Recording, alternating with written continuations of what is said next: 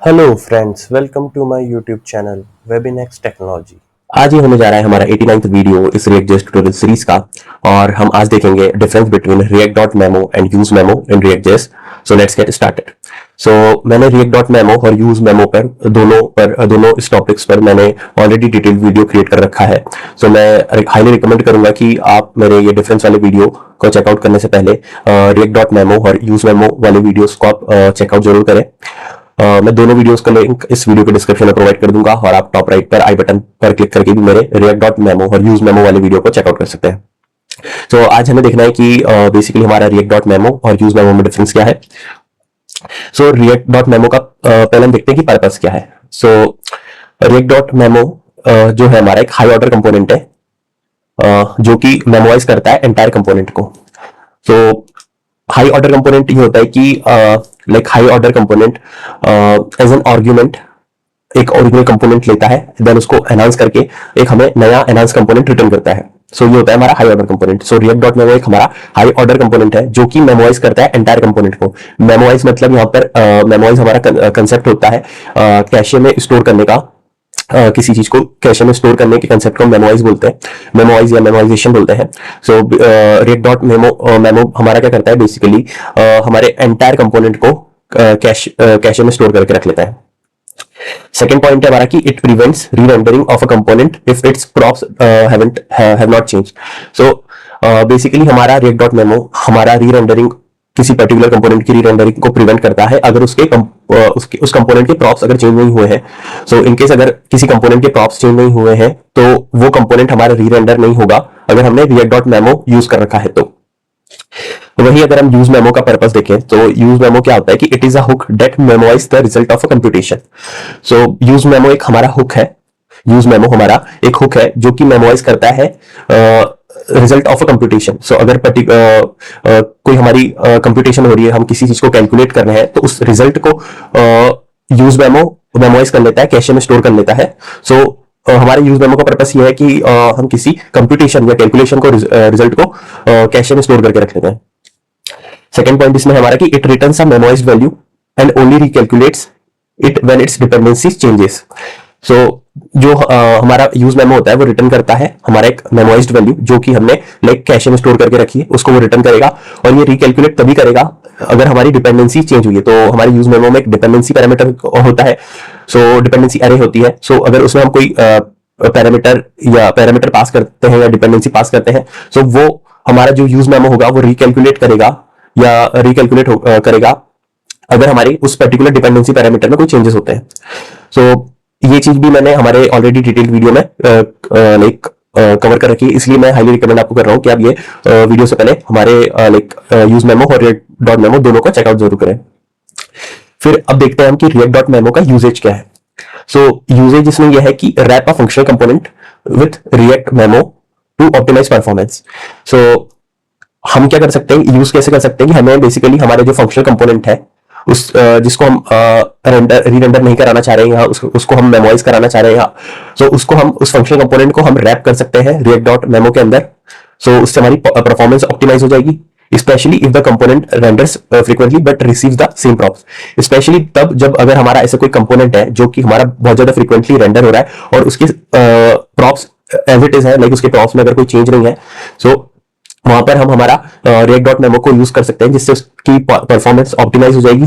और परफॉर्मेंस कैसे ऑप्टिमाइज होगी, बेसिकली वो री-रेंडर नहीं होगा तो उसकी हमारी पूरी एप्लीकेशन की परफॉर्मेंस लाइक ऑप्टिमाइज होगी और हमारा लाइक जो एप्लीकेशन था वो स्लो थोड़ा सा स्लो रेंडर नहीं होगा।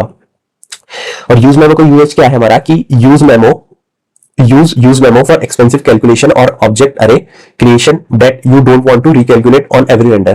तो हम क्या कर सकते हैं कि use memo को हमको तब यूज करना है अगर कोई हमारी एक्सपेंसिव कैलकुलेशन है, लाइक कोई हमारा हैवी कंप्यूटेशन है या हैवी कैलकुलेशन है, तो वहां पे हम यूज मेमो का हुक का यूज कर सकते हैं जिससे हमारी बेसिकली हर टाइम हमारा वो फंक्शन एग्जीक्यूट नहीं होगा या हर बार वो कैलकुलेशन नहीं होगी। जब भी हमारा कंपोनेंट रेंडर होता है तो हर बार वो कैलकुलेशन या हैवी ऑपरेशन परफॉर्म नहीं होगा। तो इससे ये हमारा लाइक ओवरऑल कंपोनेंट को ऑप्टिमाइज करेगा और उससे हमारी ये लाइक ओवरऑल एप्लीकेशन को भी ऑप्टिमाइज करने में हेल्पफुल रहेगा। सो ये तो था इसका थ्योरेटिकल डिफरेंस जो हमने समझे। इसका एक एग्जांपल भी देख लेते हैं हम। सो मैंने ऑलरेडी एक एग्जांपल क्रिएट करके रखा है, सो मैं इसको थोड़ा सा जूम आउट कर लेता हूं। जूम आउट मैंने कर लिया है। सो पहले एक बार हम ब्राउजर पर चलते हैं। सो हम ब्राउजर पर देखेंगे तो हमारे पास एक काउंट वैल्यू है, देन हमारे पास एक इंक्रीमेंट है, और ये इंक्रीमेंट बटन है हमारा, जो कि अगर हम इस पर क्लिक करेंगे तो हमारी वैल्यू इंक्रीमेंट होती है। देन हमारा एक एक्सपेंसिव वैल्यू करके हम टेक्स्ट एंटर कर रहे हैं, जिसमें ये अराउंड 1 बिलियन कुछ वैल्यू अभी हमें मिल रही है। और अगर मैं एक बार इंस्पेक्ट करके कंसोल ओपन करता हूं, तो एक बार मैं कंसोल क्लियर करता हूं, तो अगर मैं इंक्रीमेंट पे क्लिक करता हूं तो मुझे हर बार ये मुझे 2 लॉक्स मिल रहे हैं। एक में आ रहा है हमारा एक्सपेंसिव कैलकुलेशन कंपोनेंट रेंडर्ड, और एक हमें आ रहा है कैलकुलेटिंग सम। ठीक है, तो अब इसको हम एक बार कोड से समझते हैं कि हमने इसके लिए कोड लॉजिक क्या लिख रखा है। सो हम सीधे चलते हैं वीएस कोड पर। सो मैं आ गया हूं वीएस कोड पर। सो एक हमारा कंपोनेंट है एग्जांपल कंपोनेंट, इसके अंदर हम रिटर्न कर रहे हैं एक हमारा h1 टैग, और h1 के अंदर हमने लिया है काउंट वैल्यू। देन हमने एक बटन लिया है और इसको हमने इंक्रीमेंट नेम दिया है। तो इस इंक्रीमेंट बटन के क्लिक पर हमने एक फंक्शन कॉल किया है हैंडल क्लिक, और हैंडल क्लिक के अंदर हम बेसिकली क्या कर रहे हैं, सेट काउंट एक हमारा स्टेट अपडेट करने का फंक्शन है। तो बेसिकली हमने एक यूज स्टेट लिया है, यूज स्टेट के अंदर हमने एक इनिशियल स्टेट 0 पास करी है, देन हमें ये रिटर्न करना है हमारा स्टेट वेरिएबल और स्टेट को अपडेट करने का फंक्शन। तो हम बेसिकली क्या कर रहे हैं कि जितनी बार भी हमारे इंक्रीमेंट बटन क्लिक होगा, सो हम उसको हमारी स्टेट को अपडेट कर देंगे, प्रीवियस स्टेट को अपडेट कर देंगे बाय 1। सो बेसिकली हम यहाँ पे एक सिंपल सा इंक्रीमेंट लॉजिक हमने लिखा हुआ है, सिंपल सा counter application we can say, और उसी वैल्यू को हम यहाँ पे जो हमारा स्टेट वैल्यू है उसको हम यहाँ पे फाइनली शो कर रहे हैं काउंट वैल्यू के अंदर। सो ये मेरा बेसिक एग्जांपल है। और देन हमने एक एक्सपेंसिव कैलकुलेशन फंक्शन लिया, कैलकुलेशन कंपोनेंट लिया है, और जिसको मैंने नीचे ही यहाँ पर क्रिएट कर रखा है। सो अगर हम यहाँ पे एक्सपेंसिव कैलकुलेशन के अंदर देखें तो हमारा एक लॉग आ रहा है सबसे पहले, एक्सपेंसिव कैलकुलेशन कंपोनेंट रेंडर, जो कि अगर मैंने आपको यहाँ पे दिखाया है, सो ये मेरा लॉग है जो प्रिंट हो रहा है, expensive calculation component rendered. Then हमारा एक सम फंक्शन है, सम फंक्शन के अंदर हमारा सबसे पहले एक लॉग है, और इस लॉग को भी हम यहाँ पे देख सकते हैं, कैलकुलेटिंग सम। और उसके अंदर हम बेसिकली हमने एक लूप चलाया है, फॉर लूप चलाया है, और ये अराउंड हमारा 1 बिलियन टाइम रेंडर हो रहा है, और उसमें हम सिंपल से एक ऑपरेशन परफॉर्म कर रहे हैं, i इक्वल्स टू i+1। सो हम i में +1 करते जा रहे हैं, और लास्ट में हम i को रिटर्न करते हैं।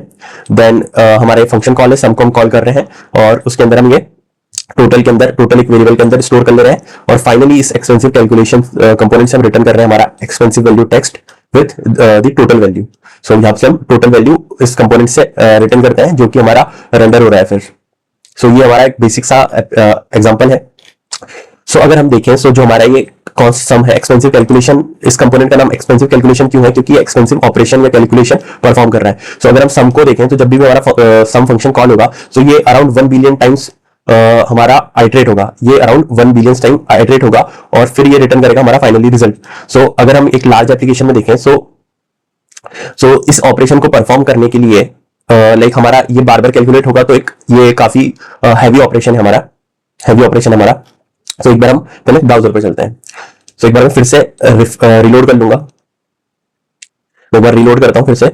सो आप यहाँ पर देखेंगे कंसोल पर, तो मुझे 2 लॉक्स मिल रहे हैं, लाइक एक हमारा एक्सपेंसिव कैलकुलेशन कंपोनेंट रेंडर, और उसी के अंदर हमारा कैलकुलेटिंग सम। सो इनिशियली जब हमारा कंपोनेंट रेंडर होगा तो ये दोनों हमें मिलने चाहिए लॉक्स, क्योंकि इनिशियली पूरा कंपोनेंट रेंडर होगा, और जो कि एज इट इज हो भी रहा है। अब इसको मैं क्लियर करता हूं। सो अब अगर मैं इंक्रीमेंट करता हूं, तो इंक्रीमेंट करने पर आपने देखा कि मेरी यहाँ पे वैल्यू अपडेट हो गई है 1 से, बट मुझे यहाँ पे दोनों ये लॉग मिल रहे हैं, कैलकुलेटिंग सम और एक्सपेंसिव कैलकुलेशन। बट अगर मैं देखूं, सो इंटरनली क्या हो रहा है कि स्टेट अपडेट ऑन क्लिक पर हमारी जब जा रहा है, तो हमारा ऑन क्लिक पर हैंडल क्लिक फंक्शन एग्जीक्यूट हो रहा है, और उससे हमारी स्टेट अपडेट हो रही है, और स्टेट अपडेट की वजह से हमारा फिर से री रेंडर ट्रिगर हो रहा है। स्टेट अपडेट होने की वजह से हमारा फिर से री रेंडर ट्रिगर हो रहा है, और री रेंडर होने की वजह से एग्जाम्पल कंपोनेंट हमारा फिर से री रेंडर हो रहा है, और सेम उसके अंदर हमने एक्सपेंसिव कैलकुलेशन रेंडर कर रहे हैं हम एग्जाम्पल के अंदर, और एक्सपेंसिव कैलकुलेशन रेंडर हो रहा है फिर से। देन हमारा इस वजह से हमारा ये पूरा कंपोनेंट फिर से रेंडर हो रहा है, और हमारी फिर से ये हैवी कैलकुलेशन परफॉर्म हो रही है। सो हमारे एक्सपेंसिव कैलकुलेशन कंपोनेंट की री रेंडर होने की वजह से फिर हमारा ये सम फंक्शन फिर से एग्जीक्यूट होगा, और फिर से हमारा ये हैवी ऑपरेशन और एक्सपेंसिव कैलकुलेशन फिर से परफॉर्म हो रहा है, जिससे हमारी एप्लीकेशन थोड़ी स्लो डाउन होगी।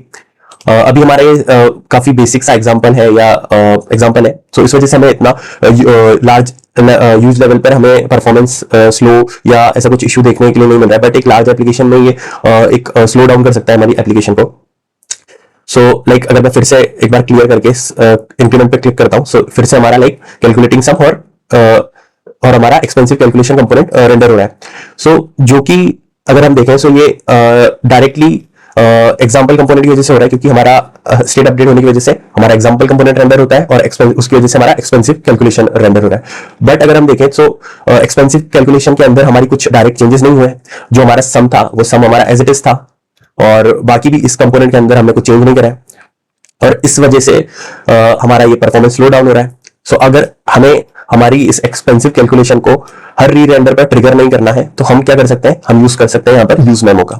सो ये हमने यूजेस देखा था कि use memo for expensive calculation that you don't want to recalculate on every render. So अगर हम हर रेंडर पे इसको हर री रेंडर पे कैलकुलेट नहीं कराना चाहते तो हम यूज मेमो हुक का यूज कर सकते हैं। सो यहाँ पे मैं लिखूंगा यूज मेमो और मैंने जैसे इसको एंटर मारा है तो मेरा यूज मेमो यहाँ पर इंपोर्ट हो चुका है। अगर आपका ये इंपोर्ट नहीं होता है तो आप ऐसे ऊपर से इंपोर्ट कर सकते हैं, और इसके अंदर हमें पास करना पड़ता है कॉल बैक फंक्शन, और इसके अंदर मैं यहाँ से एग्जीक्यूट कर दूंगा हमारा सम फंक्शन, और कॉमा करके मैं एम्प्टी डिपेंडेंसी पास कर दूंगा, और इसे मैं ले लूंगा टोटल वेरिएबल के अंदर। और अब इस लाइन को मैं कमेंट कर देता हूं और इसे एक बार थोड़ा सा फॉर्मेट कर लेता हूं Alt Shift F की हेल्प से। सो अब हम देखते हैं कि हमारे चेंजेस क्या आते हैं। सो सर्वर हमारा ऑलरेडी अप एंड रनिंग है, तो मैं ब्राउजर पे आ गया हूं। एक बार फिर से रिफ्रेश करके करता हूं। सो हमारा इनिशियली जब कंपोनेंट रेंडर हुआ तो हमें हमारा एक्सपेंसिव कैलकुलेशन भी लोड होगा और हमारी कैलकुलेशन भी परफॉर्म होगी।